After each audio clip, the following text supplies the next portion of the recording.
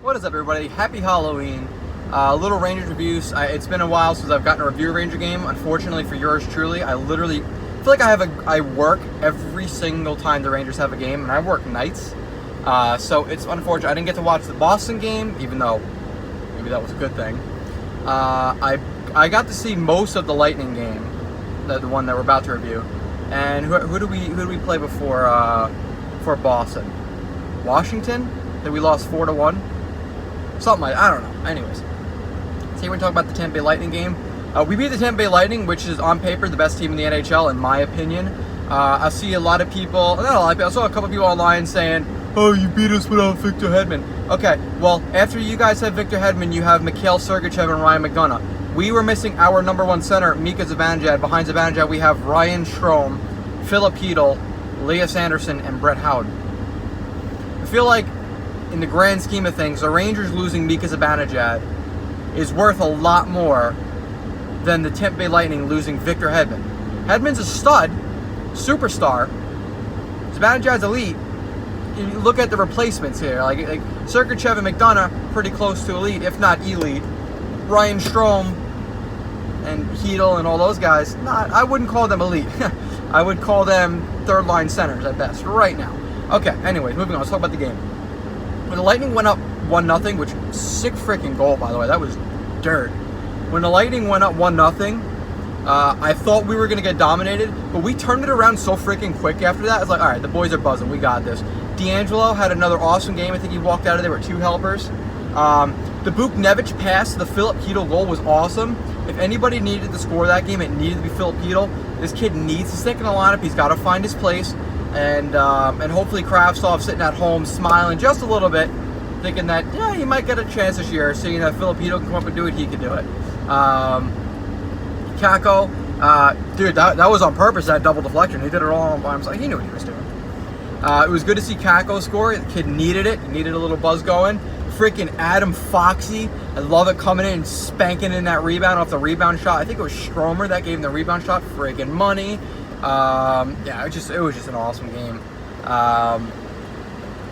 It was a fun game to watch as a Rangers fan, because the Rangers did not dominate that game by any stretch of the imagination.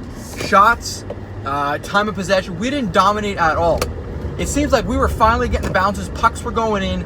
Georgiev stood on his head. I think as of right now, it's safe to say, in the sample size we've had, which I think is 11 games the Rangers are in the season, 11 games, Georgiev has been a lot better than Henrik Lundqvist. So far. I'm not saying Georgiev is better than Lundqvist, but right now from the sample size we've seen, Georgiev has been the better goaltender. And I want to see how David Quinn handles that. I wouldn't be surprised if Georgiev gets to start against Nashville on Saturday afternoon.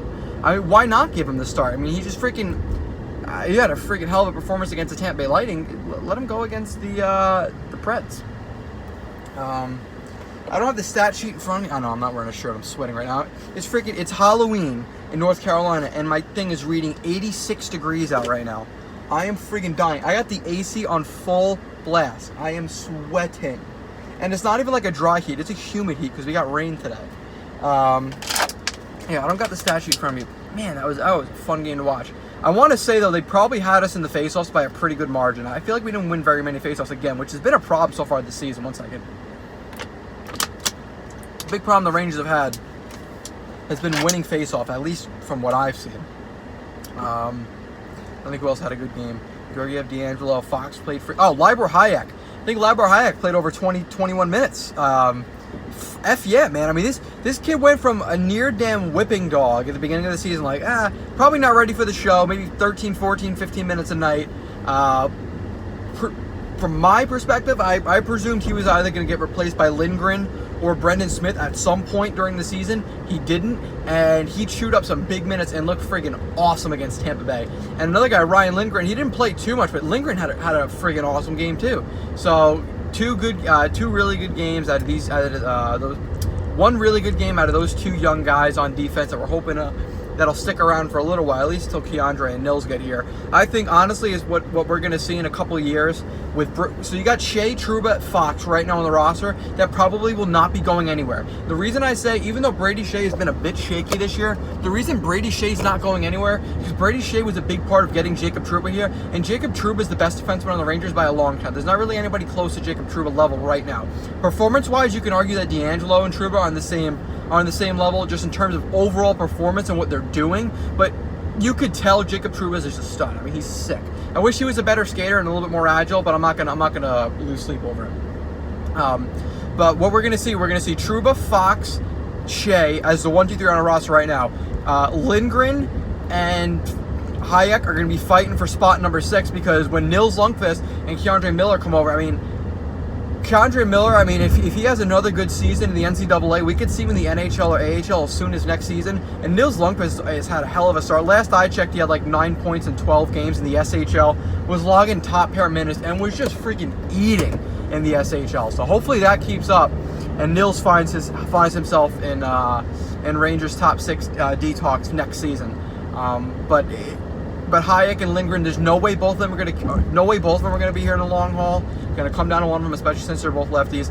In my opinion, from what I've seen, I really don't know. It's kind of a hard conversation to have, because I feel like they're both defenseman, but Hayek there's times that Libor Hayek showed that he could be a two-way guy, an overall well-rounded defenseman.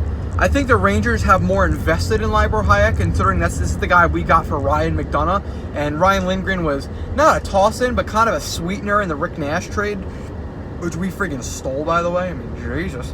But I think Lindgren's going to beat him out in the end. And the reason I say this is because I think Lindgren is kind of like a new age defenseman where he's not overly big, but he's physical. He's a great skater. He does everything. Like, he's not like a physical guy like McElrath. McElrath was a physical guy, but really showed no offensive prowess and getting the puck out of the zone, setting up. I feel like Lindgren can do those things. And Ryan Lindgren is probably going to be what physical top 6 defensemen are going to be going forward in the NHL. You're probably going to see a lot more Ryan Lindgren types if the NHL ever goes back to wanting players that NHL goes back to players that bring a little jam to them. I think Ryan Lindgren's the kind of player you're going to start seeing more so in the NHL on the defensive side of things. But yeah, honestly, that's really all I have for this episode. I'm driving home from hockey right now. Speaking of which, driving home from hockey, the spine is good. As far as I know, I went from a 20% chance of my spine fully healing from the fracture to about 50-50. So I might never need surgery or anything to fully make it okay again. So that's good news. I'm skating. I'm playing hockey. I'm playing it once a week, kind of easing my way back into it, just doing pickup. But we're getting there. Pain's minimal and getting places. So yeah, comment below your thoughts on the Ranger game. Anything I missed, just comment, remind me. Again, I'm gonna try. I try to reply to comments. Sometimes they get lost in the day. I mean, a lot of school, a lot of work lately. But anyways, I digress. Thank you everybody for watching the video. If you want to watch, we get any further things down your hearing aids. See you on the next one. Peace.